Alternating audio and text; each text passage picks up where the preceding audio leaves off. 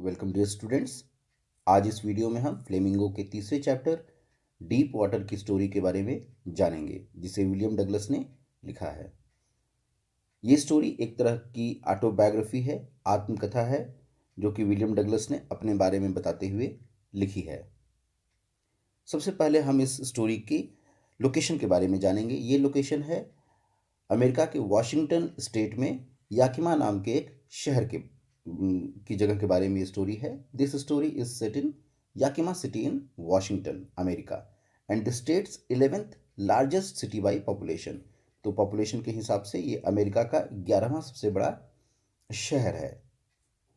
The Yakima river runs through Yakima from its source at Lake Keel Falls in the Cascade Range in the Columbia River at Richland।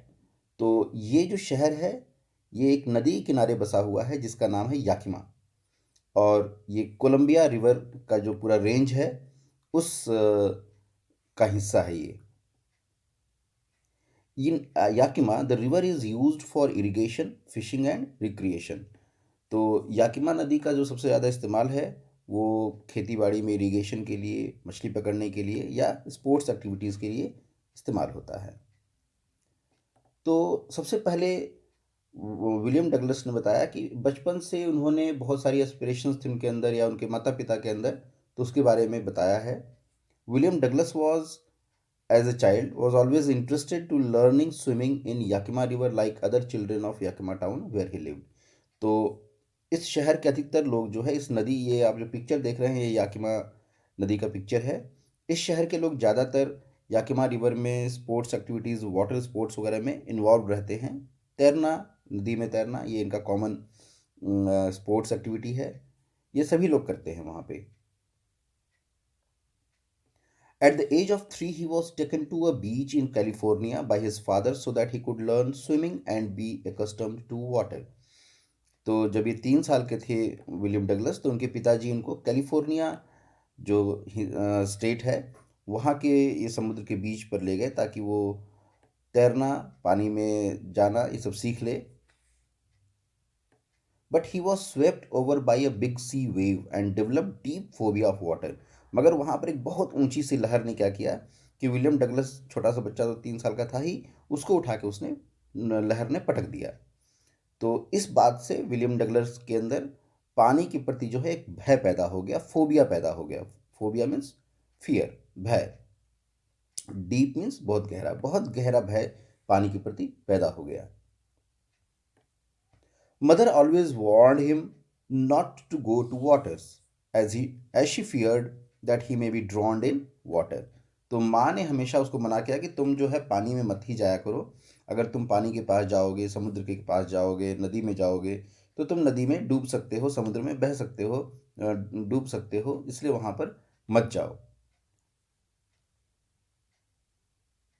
तो ये बचपन में जो है माँ बाप से साथ रहने पर पिताजी तो इंटरेस्टेड थे बट कि वो स्विमिंग सीख ले, बट वो लहर के कारण जो है वो वहाँ पर डर गया, और माँ भी उसको मना करती थी। तो बचपन में बहुत सारे उसके एक्सपीरियंसेस कैसे हो गए, नेगेटिव हो गए। फिर जब वो थोड़ा बड़ा हुआ, टीन एज का हुआ। टीन एज क्या है? The age between from 13 to 19, दोनों में 13, 14, 15, 16, 17, 18, 19, सब में टीन लग रहा है। तो इस रेंज के जितने बच्चे होते हैं उनको टीन एज कहते हैं, टीन एज चिल्ड्रन। तो उसके टीन एज में भी बहुत सारे एक्सपीरियंसेस हुए पानी को लेकर के, तैरने को लेकर के। Later at the age of 10 or 11, William again try to learn swimming under the peer pressure. अब उसके जो फ्रेंड्स थे वो उसको, पीयर प्रेशर मीन्स, जो पीयर मीन्स बराबर की उम्र वाले, बराबर के लोग जो हैं, तो उसको बहुत प्रेशर करते थे कि देखो हम लोग तो स्विमिंग जानते हैं, हम ये स्पोर्ट्स में पार्टिसिपेट करते हैं, हम वाटर के उस स्पोर्ट्स में पार्टिसिपेट करते हैं, तुम किसी चीज़ में पार्टिसिपेट नहीं करते। So swimming was a common skill that all Yakima dwellers had learned as a matter of tradition. तो याकिमा शहर में रहने वाले लोग परंपरा के हिसाब से पानी में तैरना या पानी से जुड़े हुए खेलों में भाग लेना, ये उनका काम था। मगर डगलस इस काम को नहीं कर पाता था, तो उसे बहुत शर्मिंदगी महसूस होती थी। सब उसके फ्रेंड्स कहते थे, please come on, go on, do it. As a matter of fact he wanted to remove his phobia of water. सच्चाई ये थी कि वो भी चाहता था कि जो पानी के प्रति उसके अंदर भय पैदा हो गया है बचपन में, वो दूर हो जाए। But every time he was getting failed utterly in his attempts and was more seized with more serious fear। मगर जितनी बार वो कोशिश करता था उतनी बार उसके अंदर भय पैदा हो जाता था, और ज़्यादा बड़ा भय पैदा हो जाता था, ज़्यादा बड़ा फियर उसके अंदर आ जाता था, इसलिए वो नहीं सीख पा रहा था।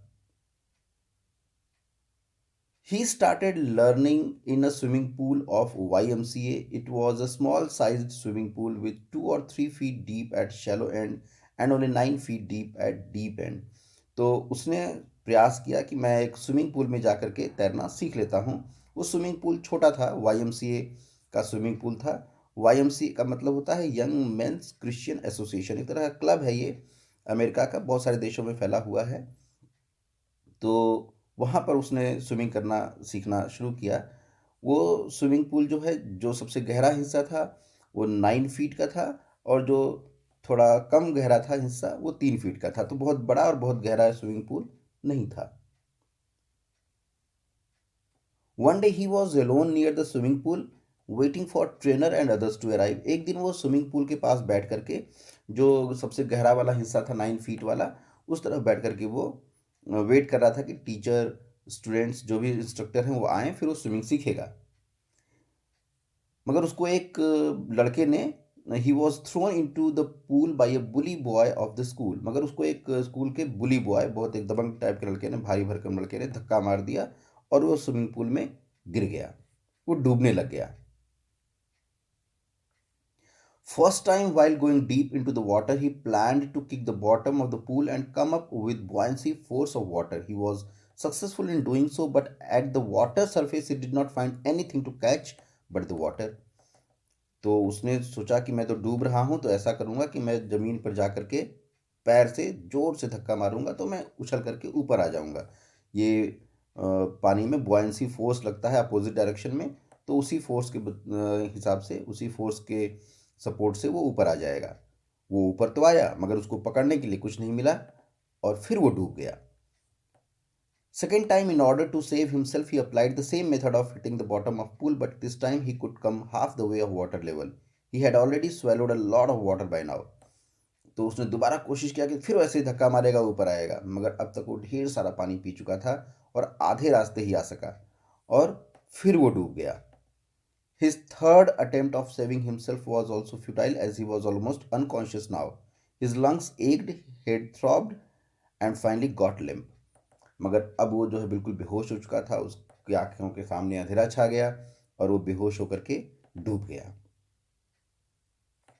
आई crossed to oblivion and the curtain of life fell. उसको ऐसा लगा कि अब मैं बिल्कुल, मुझे कुछ पता नहीं चल रहा है, दुनिया बिल्कुल अंधेरी हो गई है और जिंदगी का पर्दा गिर गया, मतलब मैं अब खत्म हो गया, मैं मर गया।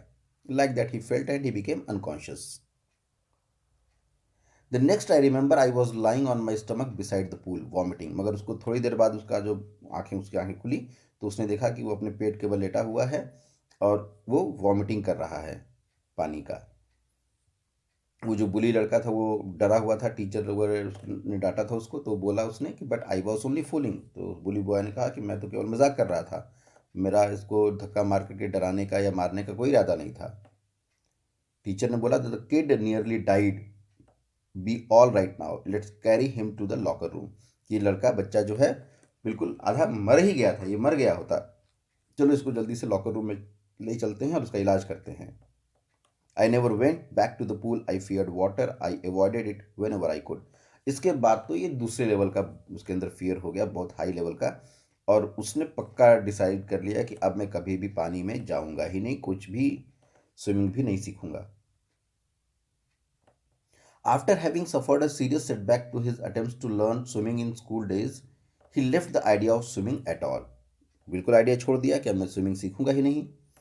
But few years later in college again he was charmed with the joy of canoeing, boating and swimming, and he took the resolution to learn swimming at any cost। मगर कॉलेज में जाने के बाद उसको लगा कि नहीं, मुझे तो किसी भी सूरत में स्विमिंग सीखनी ही है। मेरे सभी लोग स्विमिंग, मेरे सभी दोस्त जो हैं सब स्विमिंग जानते हैं, अकेले मैं नहीं जानता हूँ। He hired a swimming instructor who made special arrangements for him to learn swimming in a swimming pool।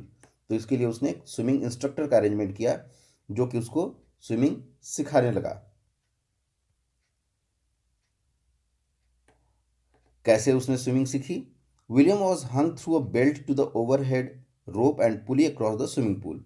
तो दोनों तरफ एक ऐसे पोल पे गाड़ करके एक पुली बनाया, उस पर रस्सी बांधी, रस्सी पर उसको बांध के लटका दिया और इंस्ट्रक्टर ने उसको स्विमिंग करना सिखाना शुरू किया। Following trainings were given by the instructor to William. Strength training to flap his limbs in water. हाथ पैर चलाना है कैसे पानी में, वो उसकी स्ट्रेंथ ट्रेनिंग दी गई ताकि ताकत आए उसके हाथों में और पैरों में। But his put his face under the water and hold the breath. पानी के अंदर सांस कैसे लेना है, कब तक पानी के अंदर सांस रोका जा सकता है, उसकी ट्रेनिंग लेनी शुरू की। थर्ड क्या किया? वेरियस टेक्निक्स ऑफ स्विमिंग, कई तरीके से कैसे स्विमिंग करना है वो भी सीखा। Finally bit by bit he was developed into a good swimmer. No, he could now he could dive off and swim the length of the pool and with crawl stroke. अब वो जो है dive कर सकता था, jump कर सकता था स्विमिंग पूल में और तैर सकता था। उसने कहा कि trying to scare me, eh well here is to you look. वो बार बार पानी से कहता था स्विमिंग पूल से कि तुम मुझे डराना चाहते थे, देखो मैंने तुम पर कंट्रोल कर लिया, अब तुम मुझे डरा नहीं सकते हो, मैंने स्विमिंग सीख लिया। Not satisfied in swimming in the swimming pool only, he decided to swim across all the challenging water bodies of America. तो उसने सोचा कि स्विमिंग पूल में तैरने से कुछ नहीं होने वाला है, मुझे जितनी भी डिफिकल्ट वाटर बॉडीज हैं अमेरिका में सबको पार करना है तैर करके। सबसे पहले उसने लेक वेंटवर्थ इन हैम्पशायर, ये आप जो ब्लिंक करता हुआ पहला कर्सर देख रहे हैं, यहाँ पे लेक वेंटवर्थ है हैम्पशायर में, वहाँ पे स्विमिंग किया। फिर आप ग्रीन कलर का यहाँ पे जो ब्लिंक कर रहा है warm lake of midi glacier, यहाँ पर स्विमिंग सीखा, स्विमिंग किया। फिर तीसरा कॉनराड मीडोज में, ब्लू कलर का जो आप पॉइंट देख रहे हैं ब्लिंक करता हुआ, वहाँ पर स्विमिंग किया। Finally, from the top of Gilbert Peak, he could announce to himself that he had conquered his fear of water. फिर उसके बाद गिलबर्ट पीक जो है बहुत ऊंची चोटी थी, वहाँ पे खड़ा होकर वो जोर से चिल्लाया कि मैंने जो है पानी का भय पर काबू कर लिया। Now I am not afraid of water any more, I shouted with Joy and Gilbert peak return the eco, I had conquered my fear of water.